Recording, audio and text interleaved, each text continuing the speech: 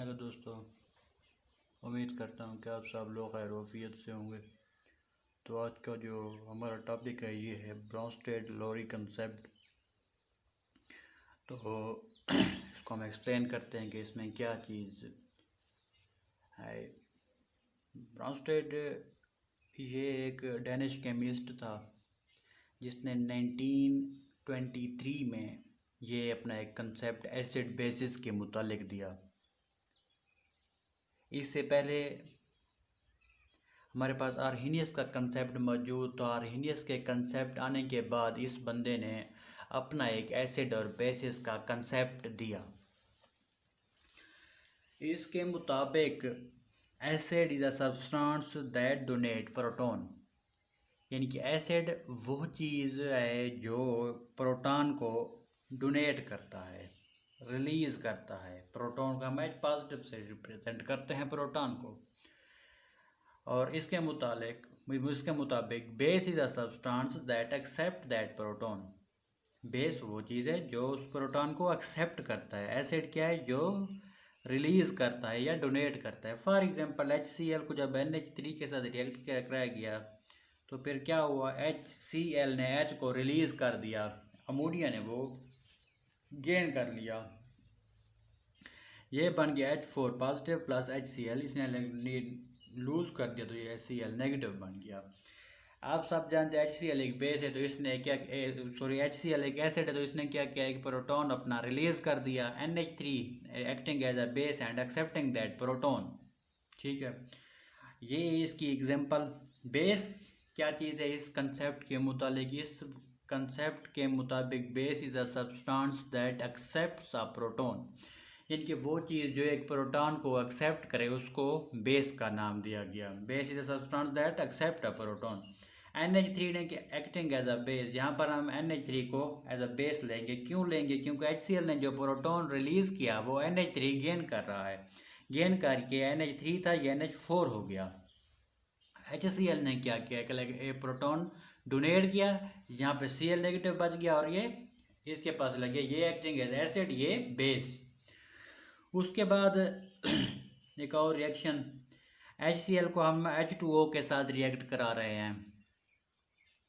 तो क्या किया HCl, आप जानते हैं कि एसिड है, इसने प्रोटॉन को क्या करना है, डोनेट करना है। ये प्रोटॉन को जब डोनेट करेगा तो H2O acting here as a base, और ये H2O इस प्रोटॉन को एक्सेप्ट कर लेगा, ये एक्सेप्टिंग का प्रोटॉन।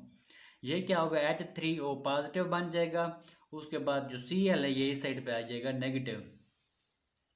अब ये वापस, अगर ये रिएक्शन रिवर्सिबल है, ये वापस कंबाइन होकर ये प्रोडक्ट भी बना सकते हैं। अगर ये रिएक्शन रिवर्स डायरेक्शन में जाता है देन क्या होगा, देन ये होगा कि ये जो है H3O पॉजिटिव ये क्या करेगा, ये एज अ एसिड एक्ट करेगा। ठीक है जी, ये एज अ एसिड एक्ट करेगा, अपना प्रोटॉन क्या करेगा, डोनेट करेगा। H2O बन जाएगा H3O की जगह H2O।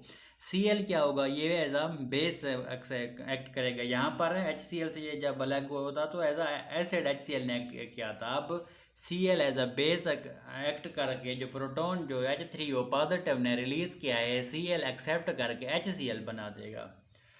अगर रिवर्स डायरेक्शन में जाएं तो ये एक एसिड के तौर पर काम करेगा, ये एक बेस के तौर पर काम करेगा। मगर एक और दो टर्में और यहाँ पर आ जाती हैं, कंजुगेट एसिड और कंजुगेट बेस।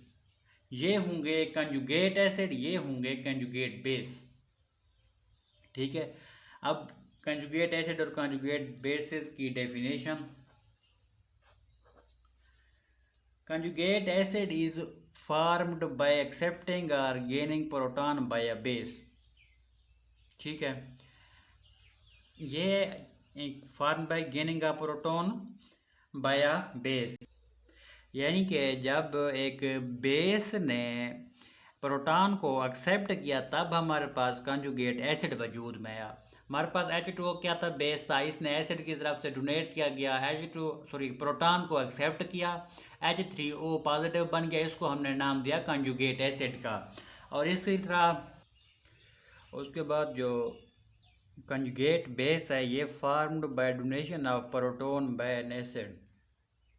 जब एक एसिड प्रोटॉन को डोनेट करता है फिर जाकर हमारे पास कंजुगेट बेस बनता है। यहाँ पर देखें HCl ने जब अपना प्रोटॉन यानी कि ये डोनेट कर दिया तब हमारे पास ये Cl नेगेटिव बना, जिसको हमने नाम दिया कंजुगेट बेस का। So conjugate acid is formed by gaining a proton by a base. जब एक बेस प्रोटोन एक्सेप्ट करता है तब हमारे पास क्या बनता है, कंजुगेट एसिड बनता है। H2 acting as a base, इसने प्रोटोन एक्सेप्ट किया, H3O पॉजिटिव हमारे पास वजूद में है, तो उसको हमने नाम दिया कंजुगेट एसिड का। उसके बाद जब HCl ने प्रोटोन को डोनेट किया तब हमारे पास Cl नेगेटिव वजूद में है, जिसको हमने नाम दिया कंजुगेट बेस का। तो form by donation of proton. उसके बाद एक और टर्म है जिसको हमने नाम दिया है एम्फोटेरिक सब्सटेंस, यानी कि वो सब्सटेंस जो बैक वक्त एज अ एसिड भी रिएक्ट करते हैं और एज अ बेस भी एक्ट करते हैं। फॉर एग्जांपल ऊपर वाली एग्जांपल देखिए, यहाँ पर HCl plus H2O will give us H3O positive plus Cl negative. यहाँ पर H2O acting as a base, यानी कि ये प्रोटॉन एक्सेप्ट कर रहा है इस कंसेप्ट के मुताबिक, तो ये एज अ बेस एक्ट कर रहा है। मगर अब इस एग्जांपल में देखें, जब H2O अमोनिया के साथ रिएक्ट करेगा तब ये अपना एक प्रोटॉन को क्या करता है, रिलीज कर देता है और NH4 positive plus OH negative बना देता है। यहाँ पर ये अपना प्रोटॉन डोनेट कर रहा है, यहाँ पर एक्सेप्ट कर रहा है। तो the substance that act as acid as well as base, यहाँ पर H2O एज एसिड एक्ट कर रहा है, यहाँ पर एज अ बेस एक्ट कर रहा है, तो ये हमारे पास एम्फोटेरिक सब्सटेंस आ गया है। इस कंसेप्ट की कुछ लिमिटेशंस थी, वो ये थी कि SO3 और CaO ये अपना प्रोटॉन एक्सेप्ट करते हैं। CaO प्रोटॉन कैसे देगा जबकि एक्सेप्ट भी नहीं कर सकता। ये CaO इटसेल्फ एक बेस है मगर ये प्रोटॉन एक्सेप्ट नहीं कर सकता। और इसी तरह SO3 डोनेट नहीं कर सकता प्रोटॉन को। तो इस कंसेप्ट के मुतालिक जो चीज़ प्रोटॉन एक्सेप्ट या डोनेट करेगी उसको हम कैटेगराइज करेंगे एज एसिड और बेस। मगर यहाँ पर CaO और SO3 का मसला ये लगा, ये CaO जो है ना एज है तो बेस, मगर ये प्रोटॉन एक्सेप्ट नहीं कर सकती है।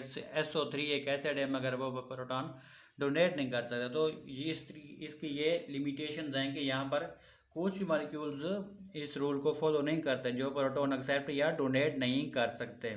उसके बाद इसकी ये भी एग्जांपल है कि एसिड H2O के साथ रिएक्ट कर रहा है तो इसने अपना प्रोटॉन डोनेट कर दिया। हमें पता चल गया कि ये एक एसिड है, इसने अपना प्रोटॉन डोनेट करके CH3COO नेगेटिव बना दिया और H3O पॉजिटिव बना दिया।